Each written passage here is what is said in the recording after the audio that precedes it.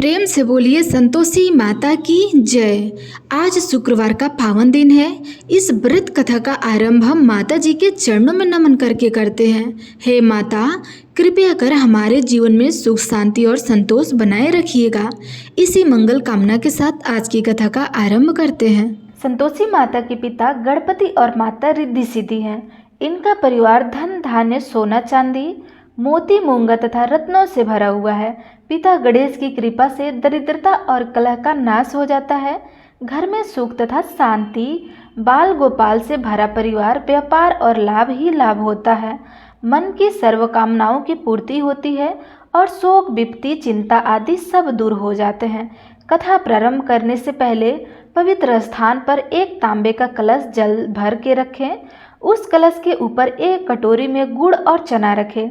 ध्यान रहे, प्रसाद सदैव स्वाय की चढ़ाया जाता है। जैसे 1.25 रुपये का, 2.5 रुपये का आदि अपनी क्षमता के अनुसार ही प्रसाद ले। माता प्रेम व श्रद्धा की भूखी हैं। माता की नहीं कथा कहने वाला अपने सीधे हाथ में गुड़ व चना रखे। कथा श्रवण करने वाले समय समय पर संतोषी माता की जय बोलते रहें। कथा समाप्त होने पर आरती करें तथा कलश में रखा जल पहले पूरे घर में छिड़के, फिर शेष जल तुलसी को चढ़ा दें। कथा कहने वाला अपने साथ में रखा गुड़ और चना गौ माता को खिलाए। इसके पश्चात कटोरी में रखा प्रसाद कथा सुनने वाला तथा घर के सदस्यों में बांट दे। एक समय भोजन करें। जितने शुक्रवार व्रत करने का संकल्प किया हो वह समय पर पूरा होने पर उद्यापन करना चाहिए। उद्यापन में घर के तथा पड़ोस के बच्चों को बुलाकर भोजन करवाकर यथाशक्ति दक्षिणा दे। इस दिन घर में कोई खटाई का सामान न बनाए।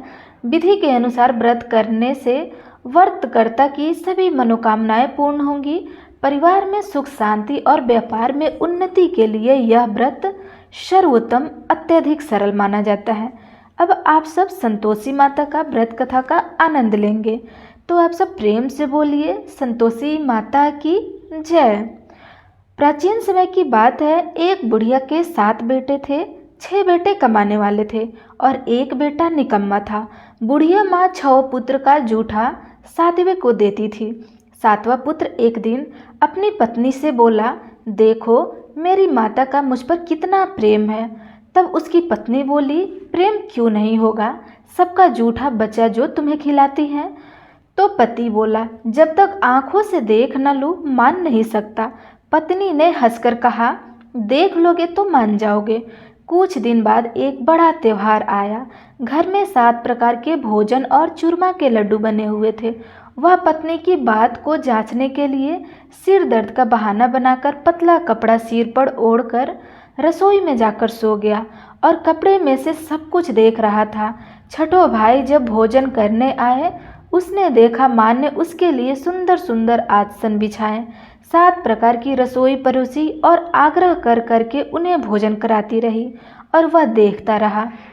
6 भाई भोजन कर उठ गए। तब माँ ने उनकी थालियों में से लड्डुओं के टुकड़े को उठाया और एक बड़ा सा लड्डू बनाया।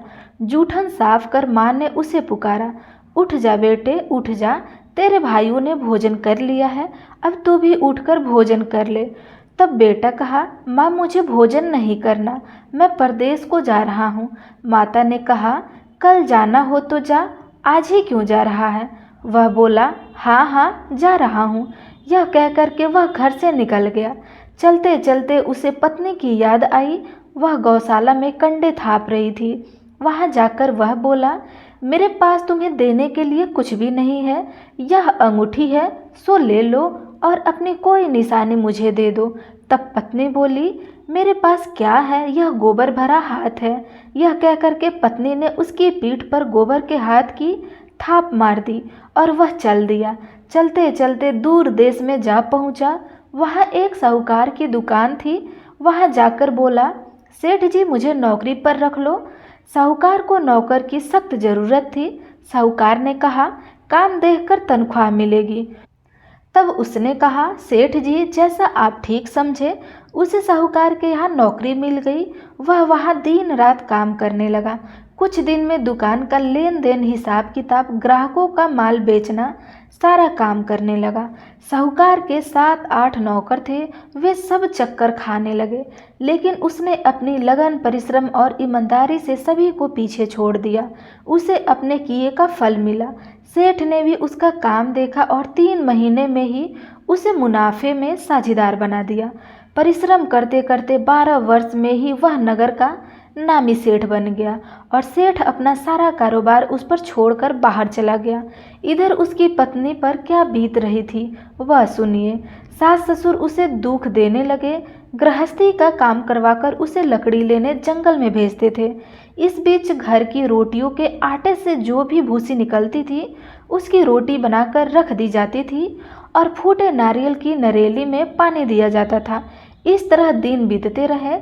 एक दिन जब वह जंगल में लकड़ी लेने जा रही थी तब उसे रास्ते में बहुत सी स्त्रियां संतोषी माता का व्रत करती हुई दिखी। वह वहां खड़ी होकर पूछने लगी, बहन, यह तुम किस देवता का व्रत करती हो और इसके करने से क्या फल मिलता है? इस व्रत के करने की क्या विधि होती है? यदि तुम मुझे इस व्रत का विधान मुझे समझाकर कहोगी तो मैं तुम्हारा बड़ा एहसान मानूंगी। उसमें से एक स्त्री बोली, सुनो, यह संतोषी माता का व्रत है। इसके करने से निर्धनता, दरिद्रता का नाश होता है, लक्ष्मी आती है, मन की चिंताएं दूर होती है, घर में सुख होने से मन को प्रसन्नता और शांति मिलती है, निपुति को पुत्र मिलता है, प्रीतम बाहर गया हो तो वह शीघ्र लौट आता है, कुंवारी कन्या को मन पसंद वर मिलता है, चलता मुकदमा खत्म हो जाता है, कलह कलेश दूर हो जाते हैं और सुख शांति होती है, घर में धन जमा हो जाता है, धन जायदाद का लाभ होता है तथा और भी मन में जो कुछ कामना हो सब संतोषी माँ की कृपा से पूर्ण हो जाती है, इसमें संदेह नहीं है। वह पूछने लगी, यह व्रत कैसे किया जाता है, यह भी बताओ तो बड़ी कृपा होगी। वह स्त्री कहने लगी, बिना परेशानी, श्रद्धा और प्रेम से जितना भी बन सके प्रसाद लेना, 5.25 पैसे से 5.25 आने तथा इससे भी ज़्यादा शक्ति और भक्ति के अनुसार गुड़ और चना ले। हर शुक्रवार को निराहार रहकर कथा कहना और सुनना, इसके बीच क्रम नहीं टूटे, लगातार नियम पालन करना, सुनने वाला कोई न मिले तो घी का दीपक जलाकर उसके आगे जल के पात्र को रख कर कथा कहना, परंतु नियम न टूटे। जब तक कार्य सिद्ध न हो नियम पालन करना और कार्य सिद्धि हो जाने पर व्रत का उद्यापन करना। 3 मास में माता पूरा फल प्रदान करती है। यदि किसी के खोटे ग्रहों हो तो भी माता 1 वर्ष में अवश्य उसे अनुकूल कर देती है। कार्य सिद्ध होने पर भी उद्यापन करना चाहिए, बीच में नहीं। उद्यापन में 2.5 सेर आटे का खाजा तथा इसी अनुसार खीर तथा चने का साग बनाना चाहिए। 8 बच्चों को भोजन कराना चाहिए। जहाँ तक मिले देवर, जेठ, भाई, बंधु, कुटुंब के लड़के लेना, न मिले तो रिश्तेदारों और पड़ोसियों के लड़के को बुला लेना और उन्हें भोजन कराना। यथाशक्ति दक्षिणा देना, माता के नियम पूरा करना। ध्यान रखना उस दिन घर में कोई खटाई न खाए। यह सुनकर वह वहाँ से चल दी। रास्ते में लकड़ी के बोझ को बेच दिया और उन पैसों से गुड़ चना लेके माता के व्रत की तैयारी करके आगे चली। रास्ते में संतोषी माँ के मंदिर में जाके माता के चरणों में लेटने लगी, विनती करने लगी, माँ, मैं दीन हूँ, निपट मूर्ख हूँ, व्रत के नियम कुछ नहीं जानती, मैं बहुत दुखी हूँ। हे माता, मेरा दुख दूर करें, मैं आपकी शरण में हूँ। माता को दया आ गई। एक शुक्रवार बीता कि दूसरे शुक्रवार को ही उसके पति का पत्र आया। तीसरे शुक्रवार को उसका भेजा हुआ पैसा आ पहुँचा। यह देखकर जेठ जेठानी के मुँह सिड़कने लगे। इतने दिनों बाद इतना पैसा आया, इसमें क्या बड़ाई है। लड़के ताने देने लगे। काकी के पास अब पत्र आने लगे, रुपए आने लगे। अब तो काकी की बहुत खरीदारी बढ़ेगी। अब तो काकी बुलाने से भी नहीं बोलेंगी। बेचारी सरलता से कहती, भैया पत्र आए, रुपए आए तो हम सबके लिए अच्छा है ना। ऐसा कहकर आंखों में आंसू भरकर संतोषी माता के मंदिर में जाकर मातेश्वरी के चरणों में गिरकर रोने लगी। माँ, मुझे तुमने पैसे नहीं मांगा था, मुझे पैसे से क्या काम, मुझे तो अपने सुहाग से काम है। मैं तो अपने स्वामी के दर्शन और सेवा मांगती हूँ। तब माता ने प्रसन्न होकर कहा, जा बेटी, तेरा स्वामी जल्द ही आएगा। यह सुनकर खुश से बावली होकर वह घर आकर काम करने लगी। संतोषी माँ विचार करने लगी, इस भोली भाली पुत्री से मैंने कह तो दिया है कि तेरा पति शीघ्र आ जाएगा, पर आएगा कहाँ से? वह तो इसे स्वप्न में भी याद नहीं करता है। उसे यदि याद दिलाना है तो मुझे ही जाना पड़ेगा। संतोषी माता ने उस बुढ़िया के बेटे को स्वप्न में समझाया, पुत्र, तेरी घरवाली कष्ट उठा रही है। तब वह बोला, हाँ माता, यह तो मुझे भी मालूम है, परंतु मैं क्या करूं? वहाँ कैसे जाऊं? परदेश की बात है, लेन देन का सारा हिसाब किताब है, कोई जाने का रास्ता नज़र नहीं आता। आप ही कोई रास्ता दिखाइए कि मैं वहाँ कैसे जाऊं। माँ कहने लगी, सवेरे नहा धोआकर संतोषी माता का नाम लेकर घी का दीपक जलाकर दंडवत कर और दुकान पर जा बैठना। देखते देखते तेरा लेन देन चुक जाएगा, जमा माल बिक जाएगा, साँझ होते होते धन का ढेर लग जाएगा। वह अगले दिन सुबह बहुत जल्दी उठा। उसने अपने मित्र बंधुओं परिचित से स्वप्न में माता द्वारा कही गई बात कहकर सुनाई। वे सब उनकी बात सुनकर उसकी खिल्ली उड़ाने लगी।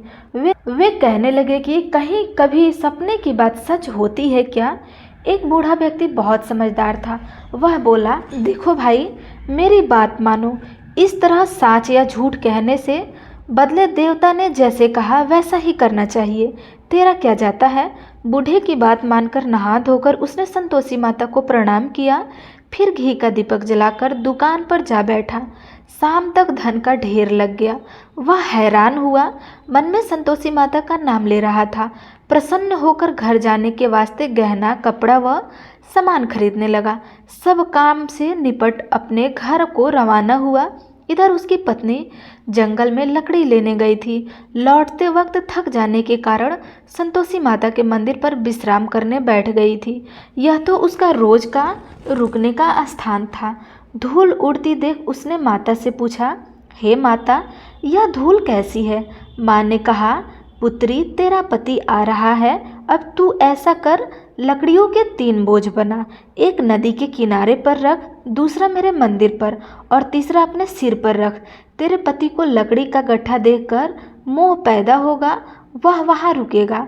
नाश्ता पानी बनाकर खाकर माँ से मिलने जाएगा। तू लकड़ी का बोझ उठाकर जाना और बीच चौक में गड्ढा डालकर 3 आवाज़ें जोर से लगाना। लो सासू जी, लकड़ियों का गट्ठर लो, भूसी की रोटी दो, नारियल के खोपरे में पानी दो। आज कौन मेहमान आया है? सीमा की बात सुनकर वह बहुत अच्छा माँ कहकर प्रसन्न मन में लकड़ियाँ के 3 गट्ठर बना ली। एक नदी के तट पर, दूसरा माता के मंदिर पर रखा। इतने में ही मुसाफिर वहाँ आ पहुँचा। सूखी लकड़ी देखकर उसकी इच्छा हुई कि अब यहीं विश्राम करे और भोजन बना करके खा पी के चले। इस प्रकार भोजन कर विश्राम कर वह अपने गांव में आ गया। उसी समय बहू सिर पर लकड़ी का गट्ठर लिए आई थी। उसने गट्ठर आंगन में डाला, जोर से 3 आवाज़ें दी, लो सासू जी, लकड़ी का गट्ठर लो, भूसी की रोटी दो, नारियल के खोपरे में पानी दो। आज कौन मेहमान आया है? यह सुनकर सास ने अपने दिए हुए कष्टों को भुलाने हेतु कहा, बहू, तू ऐसा क्यों कहती है? तेरा मालिक ही तो आया है ना। बैठ, मीठा भात खाकर कपड़े गहने पहन। पत्नी की आवाज़ सुनकर उसका स्वामी बाहर आया और उसके हाथ में पहनी अंगूठी देख व्याकुल हो गया। उसने माँ से पूछा, माँ, यह कौन है? तब माँ बोली, बेटा, यह तुम्हारी पत्नी है। आज 12 वर्ष हो गए जब से तू गया है, तब से सारे गांव में जानवर की भांति भटकती फिरती है, कामकाज कुछ नहीं करती, 4 समय आकर खा जाती है। अब तुझे देखकर भूसी की रोटी और नारियल के खोपरे में पानी मांग रही है। वह बोला, ठीक है माँ, मैंने इसे भी देखा है और तुम्हें भी देखा है। अब मुझे दूसरे घर की चाबी दो, मैं उसमें रहूँगा। तब माँ बोली, ठीक है बेटा, जैसी तेरी मर्जी। ये कह कर के माँ ने ताला की गुच्छे बेटे के सामने रख दिया। उसने दूसरे घर को खोलकर सारा सामान जमाया। एक ही दिन में वहाँ राजा के महल जैसे ठाट बाट बन गया। अब क्या था, वह सुख भोगने लगी।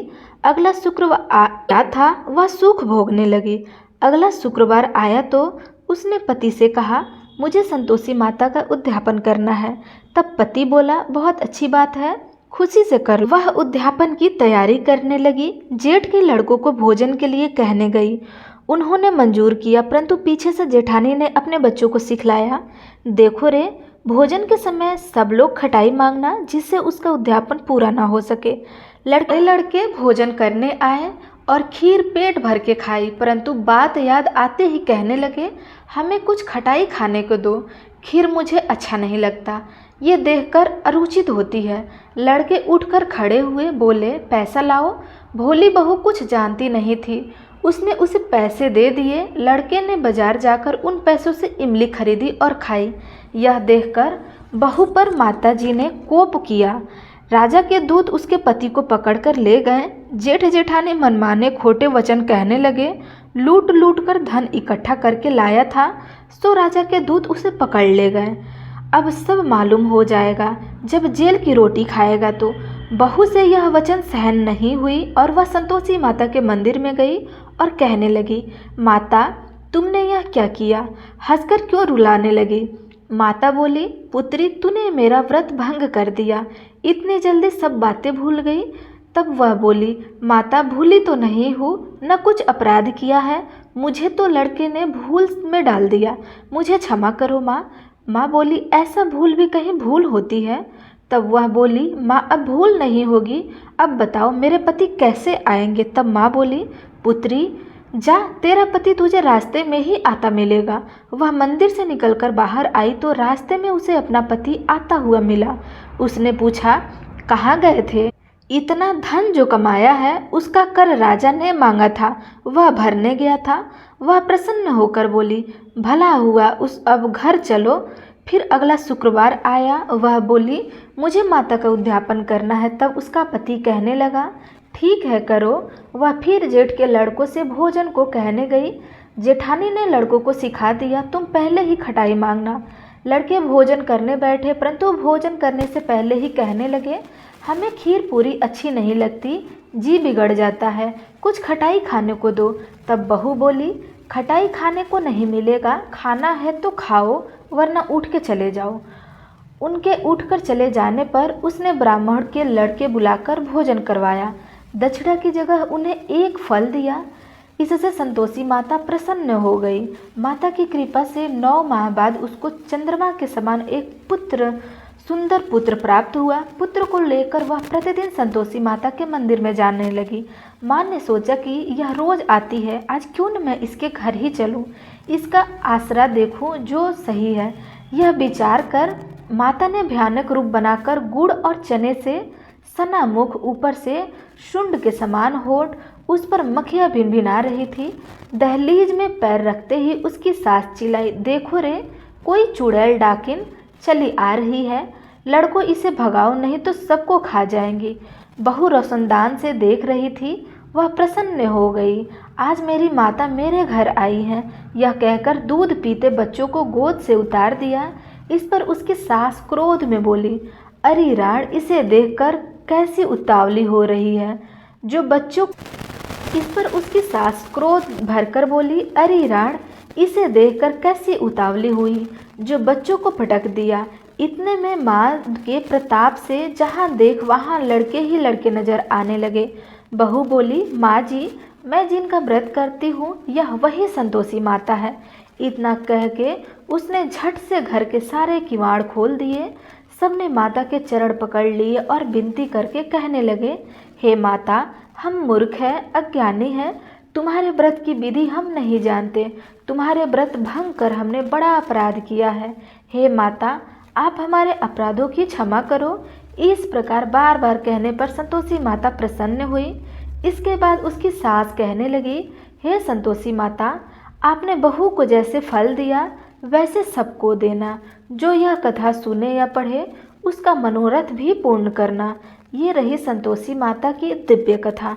आप सब प्रेम से बोलिए, संतोषी माता की जय।